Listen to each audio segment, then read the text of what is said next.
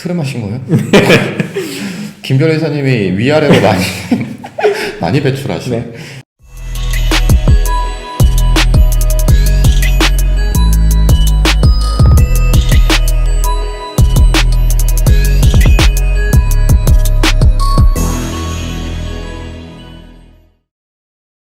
시작하시죠. 네. 안녕하세요. 특허그룹뷰의 김형민입니다. 안녕하세요. 백경수입니다. 제주도 방문 한번 해주세요. 아니, 안 돼요. 네, 오늘은 이제 변리사가 이제 특사 말고 어디서 어떻게 일하는지 궁금해하시는 분들도 많고, 그 다음에 이제 기껏 공부해가지고 변리사 됐는데 특사에서 일하는 게 좀 적성이 안 맞으면 어떡하냐 하시는 분들을 위해서 이런 콘텐츠를 준비했어요. 예, 후배 변리사님들한테 굉장히 유익한 콘텐츠가 되겠네요. 사실 변리사를 모르시는 분들이 좀 굉장히 많잖아요. 그래서 좀 우리 변리사들이 이런 곳에서도 이제 일을 하고 있다라는 걸 좀 설명을 해드리려고 한번 준비를 해봤습니다. 변리사가 얼마 버는지 궁금해하시는 분들이 굉장히 많았어요. 마찬가지로 이 영상 찍어서 올리면 또 궁금해하실 거거든요. 특사가 아닌 곳에서 일하면 그럼 또 연봉 얼마 받냐? 그런 분들을 위해서 대략적인 연봉까지, 물론 저희가 가본 건 아니지만 대략적인 이제 들은 이제 소스가 있겠죠. 그걸 통해서 연봉의 이제 범위를 좀 말씀을 해드리도록 하겠습니다. 네. 특허 사무소 말고 다른 진로를 말씀해 주시는 거죠? 네, 맞습니다. 네. 예, 순서대로 말씀을 좀 해주시죠. 예. 네, 첫 번째 이제 인하우스입니다. 그렇죠. 인하우스가 뭔가요, 변호사님? 하우스 안에 있는 거죠. 그럼 풀하우스. 하우스를 꽉 채우는 건가요? 네, 저희가 보통 이제 인하우스라고 이제 포괄적으로 얘기를 하고 있습니다. 기업이라던가 대학교 산학협력단, 정부 출연 연구소, 공공기관들도 있어요. 뭐 발명진흥회, 뭐 특허전략개발원, 그 다음에 지역지식재산센터 등등 여러 군데가 있는데, 그렇죠. 저희는 이런 이제 특사가 아니라 기업이나 공공기관들 이런 것을 다 이제 인하우스라고 얘기를 하고 있죠. 네. 인하우스의 범위가 굉장히 넓네요. 저희 귀찮아서 그렇게 한 거 아니에요.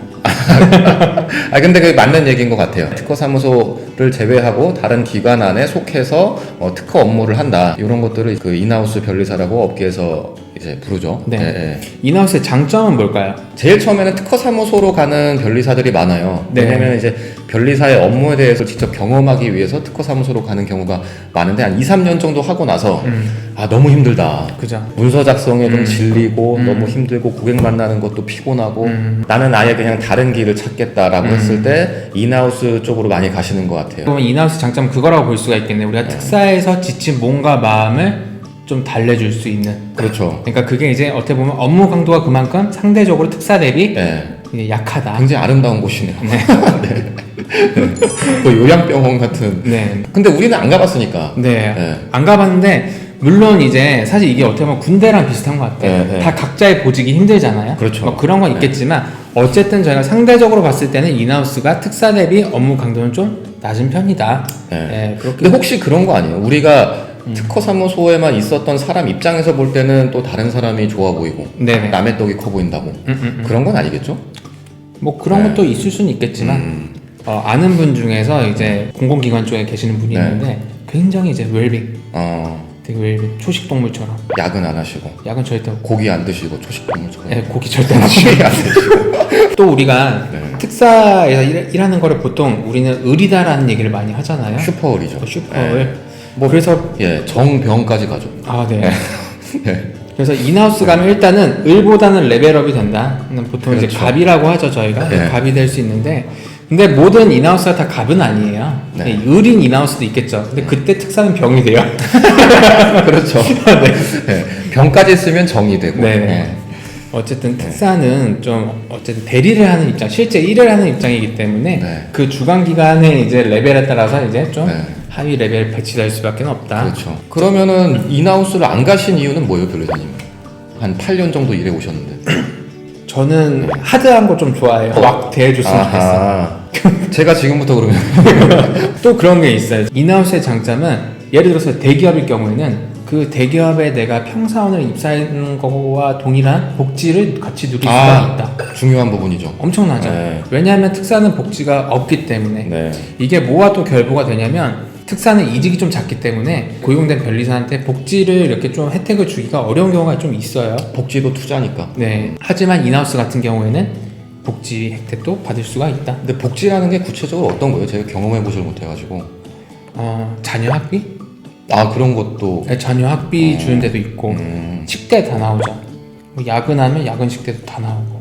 우리도 특허사무소도 야근식 때는 나오잖아요. 전화 안 받아요. 안 주더라고요. 아 진짜요? 네. 이전 사무소에서. 네네. 어. 그럼 저희가 좀 장점만 말씀드렸는데 네. 단점도 한번 얘기해 볼까요?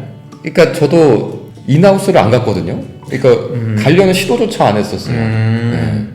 어떻게 보면 별쌤도 그렇고 저도 그렇고 우리가 왜 인하우스를 안 갔는지 그러니까 본인의 가치관에 따라 다르겠지만 네. 어쨌든 인하우스의 뭐 장점이 있으면 단점도 있겠죠. 네, 네, 네. 그게 어쨌든 저희한테는 조금 크게 다가왔기 그렇죠. 때문에 네. 저희는 인하우스를 안 갔다. 뭐가 있을까요? 그러니까 이게 사람 특성인 것 같아요. 그러니까 저 같은 경우는 어렸을 때 굉장히 어머님이 짜장면이 싫어하시는 네. 그런 생활을 살았거든요. 어머니 되게 좋아하셨는데. 형편이 그렇게 좋지 않았어요. 그래서 저는 사실은 이제 그 집이 제주도다 보니까 네네. 얘기를 굉장히 많이 하죠. 아니 혼자 없이. 혼자 없어요. 그래서 좀 성공 욕심이 강해요, 저는. 네. 그래서 이제 그 별리 업계에서 쇼부를 보자 라는 생각이 좀 강했습니다. 그러니까 인하우스를 가면 그 대기업에 또 이제 부속품이 되는 거고 네, 거기에서 이제 연봉은 받을지언정 어느 정도 상한선도 있기 때문에 네네. 네, 저는 그냥 별리 업계에서 좀 성공을 하고 싶다 라는 생각이 커서 그쪽은 쳐다보지도 않았었던 것 같아요. 어떻게 보면 우리가 공부를 몇 년 동안 해가지고 변리사라는 타이틀을 딴 그런 목적과 동일한 것 같아요. 왜 우리가 처음에 변리사 준비를 했는지 뭐 전문직이니까 뭐 나만의 사무실을 갖고 그 다음에 뭐 그 변리 업계에 내가 좀 성공을 하고 싶은 마음이 있기 네. 때문에 뭔가 우리가 인하우스를 가지 않은 게 아닐까라는 네. 생각도 아 근데 들고요. 그런 건 있어요 또 이게 제가 보면은 조금 그 대학교 때부터 여유로워 보이는 분들이 있었잖아요. 우리가 네. 수험 생활할 때도 그렇고 변리사 전용차 때도 그렇고 저분은 좀 조급해 보이지 않는다. 음. 그런 분들이 인하우스로 가신 분들 많더라고요. 아 그런 거. 네. 별 이제 뭔가 입신양면의 뜻이 없는 분들. 그렇죠. 네. 그냥 웰빙 좋아하고 이런 분들. 아, 네. 또 이제 단점 하나 꼽자면 뭐 비슷한 얘기일 수 있겠지만 이제 조직 생활을 해야 된다 이거예요. 그러니까 뭐 특사에서는 조직 생활이 아예 없냐 그건 또 아니거든요. 하지만 단계가 어떻게 보면 간소해요. 그러니까 내 위에 뭐 팀장, 그다음에 대표. 네. 한 이 정도. 그리고 정확히 상하 관계가 아닌 경우도 네. 많고. 네. 그래서 내가 연차가 쌓이면 쌓일수록 약간 수평에 가까워지는 그렇죠. 그런 게 있기 때문에 뭔가 이제 그런 조직 생활, 상하 관계 약간 이런 거를 좀 싫어하시는 분들은 이제 인하우스 가면 조금 힘들 수도 있다. 네. 그 어떻게 보면 특허 사무소가 극심한 성과주의. 네. 뭐 출퇴근 조금 자유롭고 네. 대신에 열심히 일하면 된다. 그만큼 돈도 벌 수 있고. 네네. 네. 근데 뭐 저희가 지금 말씀드린 장단점이 모든 인하우스에 공통적으로 적용되는 건 아닐 거예요. 왜냐면 인하우스 종류가 너무 많기 때문에. 그래서 다 따로따로 이렇게 말씀을 드리긴 좀 어려울 것 같아요. 네, 그럼 네, 이 네. 영상이 너무 길어지기 때문에. 그러니까 저희가 한 이 정도 말씀드렸지만 뭐 더 궁금하신 거는 뭐 또 그것만 말씀드립시다. 그 조직 생활 이제 말씀해 주셨으니까. 네. 변리사 자격증을 막 딴 사람이 대기업에 입사를 했을 때 어떤 대우를 받는지. 그 예전에는 과장까지 네. 직급을 줬지만 최근에는 대리 정도 대우를 해주는 걸로 알고 있거든요. 아 그런가요? 네. 저는 몰랐습니다. 저도 정확하진 않아요. 네. 책임지실 수 있어요? 아니요. 책임은 못 집니다. 그냥 제가 알고 있는 선에서 말씀을 드리는 거고. 또 한 가지 생각이 났습니다. 네. 뭐가 있냐면 인하우스를 한번 발해드리면 이제 거기서 나오기가 어렵다는 아하. 얘기가 있어요. 이게 제일 중요한 얘기인데 이제야. 네. 갑자기 생각났어요. 어쨌든 특사에서 막 일을 하다가 인하우스를 가면 이제 뭔가 약간 경력이 단절된 느낌? 그냥 특사에서 필드에서의 경력이 좀 단절된 느낌이 좀 있기 때문에 인하우스 잠깐 하고 나오는 건 괜찮아요. 네. 잠깐 유람을 했다. 네. 약간 그렇게 되겠지만 그게 아니라 장기간 있다가 내가 다시 특사로 복귀한다. 그건 좀 어려울 수가 있다는 그렇죠. 거죠. 그래서 특허 사무소에서도 그 변리사 뽑을 때 이력서들을 받으면 그 인하우스 경력이 굉장히 길었다. 그러면 이분은 약간 좀 꺼려할 수 있는 특허 사무소. 왜냐면은 실무에 대한 경험이 네. 그렇게 많지 않다거나 아니면 조금 감을 잃으셨을 수 있기 때문에 네, 그렇게 선호하지 않는 편이다. 그래서 인하우스에 계시는 분들은 뭐 자의반 타의반으로 네. 네, 쭉 오래 계시는 분들이 굉장히 네. 많은 것 같아요. 아니면 계속 다른 인하우스를 이렇게 그렇죠. 이동하시거나 네, 그런 네, 분들. 네.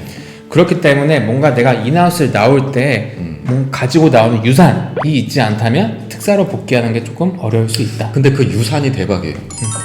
내가 그 기업권을 모두 끌고 나올 수 있다면. 네네. 네. 뭐 모든 경우는 그렇진 않겠죠. 네. 대기업은 사실 아예 안 되죠. 그런 그렇죠. 거. 그런데 네. 만약 내가 가지고 올 수 있다면 실제로 그렇게 개업하시는 분들도 있더라고요. 네. 자 그럼 마지막으로 만약 인하우스 가면 그럼 내가 연봉을 어느 정도를 받을지 저희 특사에서 일할 때 연봉은 굉장히 많이 말씀을 드렸어요. 네. 근데 특사 대비 제가 봤을 때는 한 60에서 80% 대기업 같은 경우에는 한 80, 공공기관은 한 60에서 70% 정도. 뭐 한 이 정도인 것 같아요. 예, 맞아요. 그러니까 다 합치면 그냥 인하우스 가면 한 60에서 한 80 정도 레인지에서 왔다 갔다. 네. 네. 그래서 결국은 김 변리사님이 돈에 눈이 멀어서 특허 사무소에서 계속 일을 하셨다. 네. 두고 봅시다. 두 번째, 네. 특허청 심사관님께 한 말씀 하시죠. 너무 존경스럽고 네, 저희가 대리하는 특허 출원들 꼭 등록시켜 주시기를 악망. 특허 사무소 측에서 이제 의견서를 쓸 때 심사관님을 굉장히 높여서 네, 그렇죠. 예, 문서를 작성을 하죠. 이게 저희가 약간 주제는 벗어났긴 했지만 네. 저희가 이제 항상 일을 이렇게 하는 게 네. 물론 특허 출원에 한해서겠지만 이제 심사관님들이랑 이제 컨택을 한다 이거죠. 네. 그렇기 때문에 이게 특허 심사가 결국 사람과 사람이 하는 일이야. AI가 하는 게 아니라는 거죠. 네. 그렇기 때문에 서로 기분 좋게 하는 게 좋잖아요. 그렇죠. 그래서 뭐 심사관님이 뭐 어떤 식으로 지적했다고 막 거기서 발끈해가지고 의견서에 막 이렇게 감정적으로 이렇게 쓰면 안 되는 거예요. 네. 그렇기 때문에 최대한 공손하게 저희가 네. 표현을 하고 있겠죠. 예. 어쨌든 심사관, 변리사도 심사관이 될 수 있습니다. 네. 공무원이 될 수 있다 이거죠. 네. 그러니까 특사에서 일을 해보니까 안 맞다 이거예요. 뭔가 나랑 안 맞아. 나는 좀 그냥 공무원이 하고 싶어. 그럴 경우에는 한번 노려볼 수가 있다는 겁니다. 네. 예전에는 5급으로 뽑았는데 네. 제가 그 특허청에서 계시다가 나오신 분한테 네. 얼핏 들었어요. 네, 네. 그게 뭐냐면 5급 공무원을 계속 심사관을 뽑다 보니까 다른 부처는 진짜 5급이 귀하잖아요. 근데 특허청은 너네 뭔데 다 5급이냐 해가지고 이제 TO를 안 주는 거예요. 근데 특허청은 점점 많아지는데 심사를 할 사람 필요하거든요. 네. 그럼 어떻게? 사람 뽑아야 되죠. 그렇기 때문에 급수를 낮췄다고 합니다. 아, 그래서 요새는 6급이에요. 5급이 너무 많아지면 약간 위상의 문제도 있고. 네, 뭐 특허청이 완전 다 압살할 거 아닙니까? 근데 특허청에서 많이 뽑나요? 변리사를? 그게 네. TO가 그렇게 많진 않아요. 왜냐하면 어쨌든 그 TO는 정해져 있고 그게 아직은 이게 늘려는 시도가 네. 이제 활발히 이루어지고 있지는 않아요. 하는데 지금 심사관님들이 굉장히 심사 부담이 큰 걸로 알고 있거든요. 심사관이 늘려야 심사 품질이 높아지겠죠. 근데 제가 예전에 네. 2008년인가 한번 얼핏 이제 건너서 들었었는데 대전에 특허청으로 가신 네. 네, 변리사 분이 아침에 출근하면은 제일 먼저 하는 업무가 신문을 보는 거래요. 아 정말요? 네, 조중동 뭐 한겨레 쭉 다 보고 이제 점심 시간이 되면은 점심 먹으러 갔다가 오후 되면 테니스를 친대요. 아 네. 그러니까 굉장히 웰빙하는 걸로 초식도 저는 알고 있는데 책임질 수 있어요. 아니 그렇게 들었다는 아, 거죠. 진짜? 네, 그렇게 들었는데 심사 업무가 과중하다라고 하니까 뭐 예전이랑 지금이랑 좀 달라졌을 수도 네네. 있겠지만 그렇겠죠. 네. 네. 변리사 자격증을 가지고 계시다면 이제 특허청에서 그 특채죠. 특채로 이제 가끔씩 뽑습니다. 네. 그때 지원하시면 이제 갈 수가 있고 뭐 주 40시간 근무 그리고 뭐 공무원이 가진 모든 장점이 다 있다. 아 그리고 그거 재택근무도 가능하잖아요. 네 들었습니다. 재택근무도 가능하다. 그래서 일단은 우리 워라밸이라고 하는데 네. 거의 워킹을 정말 최소화할 수 있는. 최소화할 수 있다. 아니 근데 심사 업무가 과중하다면서요. 특사 대비. 아 특사 대비 네. 그러니까 특사 대비 이제 라이프의 뭔가 질을 향상시킬 수 있다. 향상시킬 수 있다. 네. 그리고 공무원이 가진 모든 장점을 네. 다 누릴 수 있다. 물론 저희가 공무원이 돼본 건 아니니까 장점이 뭐가 있을지는 잘 모르겠어요. 그냥 건너들은 정도. 네. 하지만 그 모든 예상 가능한 모든 장점을 다 누릴 수 있다. 그러면은 그 이제 예전에 행정고시 기술고시로 그 심사관이 되신 분들은 네. 이제 쭉 공무원 내에서의 조직 생활하면서 뭐 장까지 갈 수 있잖아요. 기관장. 네네. 근데 변리사도 특채로 갔는데 그런 게 가능해요? 제가 들었는데 그것도 일단 승진이 가능하다고 합니다. 네. 그런데 그런 경우가 있었어요. 뭐냐면 예전에는 변리사가 이제 자기 이력에 한 줄 넣으려고 나 특허청 심사관 출신이야 네. 이거 넣으려고 잠깐 갔다가 아하. 나오신 분들이 굉장히 많았대요. 그게 도움이 되나 근데? 됐나봐요. 근데 특사에서 이제 굉장히 이제 힘들게 일하시고 나 이제 그만할래 하고 특허청에 가신 분들 꽤 있다고 해서 그분들은 그 생활 굉장히 만족하시고 네. 그렇게 일하는 분들이 계시다고 해요. 승진 욕심 네. 이런 거 부릴 일도 거의 없고 그냥 그 생활에 이제 만족을 하신다. 아 근데 만약에 욕심이 있을 경우에 나는 뭐 특허청장이 되고 싶다, 뭐 특허 심판원장이 되고 싶다는 네. 거 그런 분들이 있을 수 있잖아요. 그걸 열심히 하시면 그런 되지 않나? 그런 사례들은 없나? 네. 나만 욕심이 많나? 오늘 완전 욕심꾸러기인데 한번 도전해 보시죠. 근데 저는 네. 사실 몇 년 전에 굉장히 고민을 많이 했어요. 물론 제가 고민한다고 뽑아주는 건 아니겠지만 네. 정말 특허청 심사관이 되고 싶었어요. 왜요? 그 제가 병아리 변리사일 때부터 꿈꿔왔던 건데 뭔가 심사의 진수를 좀 보여드리고 싶다. 약간 토종닭 느낌인데 병아리라고요? 토종닭 병아리 변리사일 때도 꿈꿔왔던 건데 네. 뭔가 이제 심사 내 의견 제출 통지서를 정말 예술로 네. 근데 예술적인 의견 제출 통지서를 만들고 싶다. 약간 그런 생각을 좀 잠깐 했던 적이 있어요. 그거 누가 알아줘요? 뭐 예술가가 누가 반드시 알아줘야 하는 예술을 하는 건 아니잖아요. 본인이 그런 거를 좀 창작하고 싶어서. 네. 정말 진지하게 고민했지만 어떻게 보면 인하우스에 안 간 것과 동일한 이유 때문에 제가 도전을 안 했던 것 같아요. 근데 그게 그런 측면인 것 같아요. 국산차 너무 좋다 네. 라고 하다가 근데 결국 안 사는 거죠. 듣고 좀 심각하게 국산차 같은 거예요. 볼보차가 너무 좋다는데 결국 안 사는. 결국 BMW 뭐 박별선 사셨는데 차는. 결국 아니 그건 와이프 차고. 와이프 차에서 자 어쨌든 저희가 장점은 많이 말씀드렸어요. 그럼 단점은 돈이죠 뭐. 돈. 예. 어쨌든 공무원이기 때문에 그렇죠. 특사 대비 상대적으로 받는 게 굉장히 적다. 굉장히 적다. 네. 굉장히 꼭 붙여야 돼요. 호봉이 많이 쌓여도 250이 안 되는 걸로. 네네. 그러면 특사 대비 네. 한 50%. 그렇죠. 네, 50%라고 일단 하겠습니다. 네, 네, 네, 네. 한 그 정도라고 생각하시면 될 것 같고요. 또 다른 단점은 근무처가 대전밖에 없다. 아주 큰 단점이네요. 근데 이거는 상대적일 것 같아요. 만약 내가 본가가 대전이야. 그럼 너무 좋죠. 네. 사실 저도 제 본가 처가가 만약 예를 들어서 대전이었다 갔어요. 아 고려해 볼 만하죠. 네. 그건 무조건 갑니다. 저 같은 경우. 근데 심사관으로 지금 가셨으면은 지금의 소비 생활을 저는 항상 네. 설계된 소비만 하고 있습니다. 설계가 굉장하시나 보네. 그래서 치밀해요. 치밀해요. 네. 자, 그 다음에 세 번째입니다. 네. 뭐죠? 뭐 또 있나요? 네, 또 있습니다. 아. 특허법원에 기술심리관이 있습니다. 알고 계셨나요? 저는 전혀 몰랐는데. 몰랐어요? 네. 이거는 제가 굉장히 추천받았어요. 추천을 받았다는 거는 권유를 받았다. 그 선배 변리사가 그 이전 회사에서 나간다고 하니까 그 왜 나가려고 하냐 그래서 너무 힘들어요 막 이랬죠. 못 해먹겠어요 막 이랬더니 그렇다면 이제 심사관이나 기술심리관 알아봐라. 네. 근데 자기는 기술심리관 모집 공고가 떴으면 너가 꼭 한번 넣어봐라. 넣어봐라. 네, 그런 얘기 막 하셨어요. 하는 일이 너무 하이 클래스다 이거예요. 아하. 그러니까 너한테 엄청난 이득이 될 수가 있다. 그러니까 기술 심리관이라는 게 우리가 특허 분쟁할 때 특허법원 가면은 그 판사님, 네. 판사님, 판느님, 네, 판느님. 판느님 계시고 그 왼쪽인가 오른쪽에 앉아 계시는 네, 맞습니다. 분이죠. 네, 해가지고 실제 그 기술 심리에서 판사님들께서 다 알지 못하는 경우가 있어요. 그러니까 그거를 보좌를 한다. 그렇죠. 특허법원 판사님들은 이제 문과 출신 분들도 많고 하기 때문에 네. 기술 쪽인 뭐 판단을 하는 그런 거죠. 이쪽으로 갈 수 있구나. 그런데 단점이 뭐냐면 심사관보다 채용 인원이 더 적어요. 그리고 거의 안 떠요. 그러니까 1년에 한 명을 안 뽑을 때도 있는 거죠. 네, 그렇죠. 왜냐면 TO가 일단 나야 되는 건데 네. 그리고 계약직입니다. 1년. 어, 물론 평가를 해가지고 이게 계속 연장이 될 수는 있겠지만 어쨌든 계약직이다. 네. 계약직이면 괜히 쫄리죠. 그러면 기술 심리관이면은 몇 급이에요? 5급. 그리고 근무처가 서울이 될 수도 있다고 하는데 대전일 확률이 높습니다. 왜냐면 특허법원이 대전에 있기 때문에. 그렇죠. 특허법원 서울에 없잖아요. 네. 그런데 서울에서 근무하는 경우도 있다고 들었습니다. 카더라예요. 그거는 약간 가짜 심리관 같은 거네? 그런가? 가라 심리관 같은. 길이 심리가?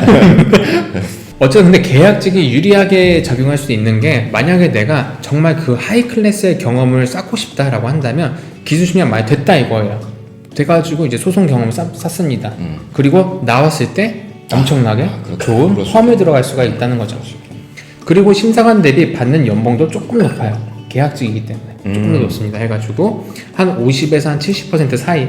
그 레인지는 뭐냐면 자기의 이제 그 이력에 따라 좀 달라질 수 있는 부분이고요. 예전에 막 이것저것 이제 채용 공고들을 재미삼아 보다가 네. 특허 심판원에서 변리사를 뽑는다라는 걸 본 적이 있어요. 정말요? 네, 그래서 그때 당시에 공고에 나온 연봉이 6천만 원 정도. 그러면 굉장히 높네요. 네. 그래서 괜찮다라는 생각을 했었는데 네네. 뭐 지원을 하진 않았죠. 별세님은 욕심꾸러기니까. 네. 자, 이것처럼 특사에서 일하는 것 말고도 굉장히 다양한 근무처가 있습니다. 네.